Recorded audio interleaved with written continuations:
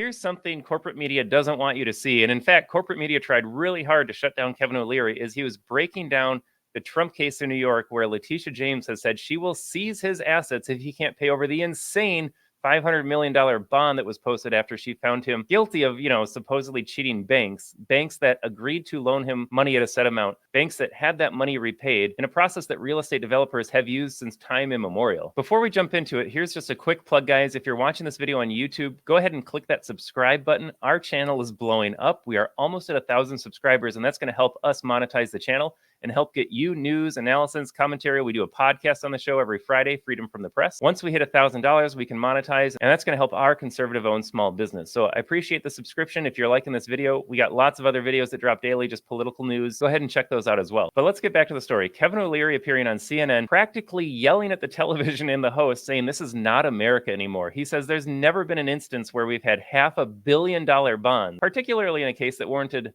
no legal decision and intervention in the first place. If they can go after Donald Trump, they might as well go after every other real estate developer out there, because they do the exact same thing. They have property, they go to a bank and they say, based on the value of this property, I would like to get a loan. The bank looks at it, appraises it, and the bank, remember, agreed to the terms when they did this. If Donald Trump was trying to commit fraud, the banks in their own underwriting process would have realized that. And that's exactly what Kevin O'Leary is saying here. If the banks felt like Donald Trump was trying to cheat them, they would have said, no, we're not going to issue a loan.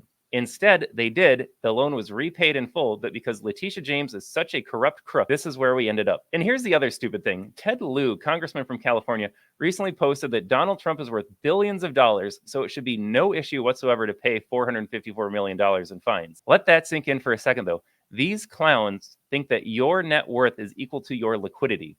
Donald Trump might be worth billions of dollars, but that does not mean he has billions of dollars in cash on hand. If he did, he would be the worst businessman of all time, because your cash is losing value every single day. Just try putting $100 under your mattress one time, and then in 10 years, wake up and see what that purchasing power looks like.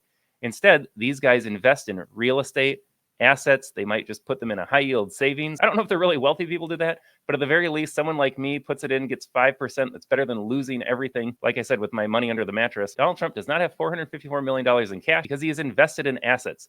These clowns are so ridiculous on so many levels, but take a look at O'Leary firing off on CNN, talking about the absurd case that Letitia James brought forward. And just one more plug, go ahead and click subscribe and like, and then take a look at this. Now, you take, an issue with this, of course, more broadly in terms of what it means to be in an American business structure, Kevin. But in terms of the valuation, can you be clear as to why? Why would the properties not be sufficient collateral? What a great message to send out all around the world. Take a claim where there was no monies lost. There was no fraud here in the context of actually people losing money. Deutsche Bank, who made the loan, was made whole.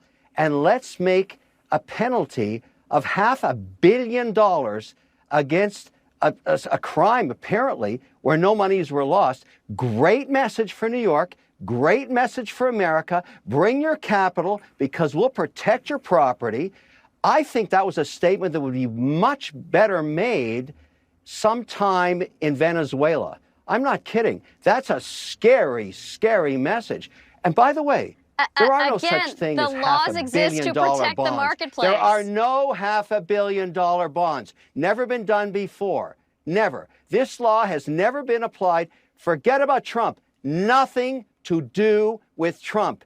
Everything to do about America and the New York brand. I love this state. My children live here.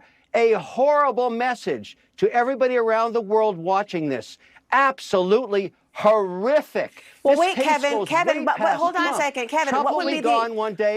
This Attorney General will be gone one day. And this is what you want to tell people around the world. I have a wonderful voice, and it won't be talked over. Kevin O'Leary, I would like to hear what you have to say, but America. What are you doing?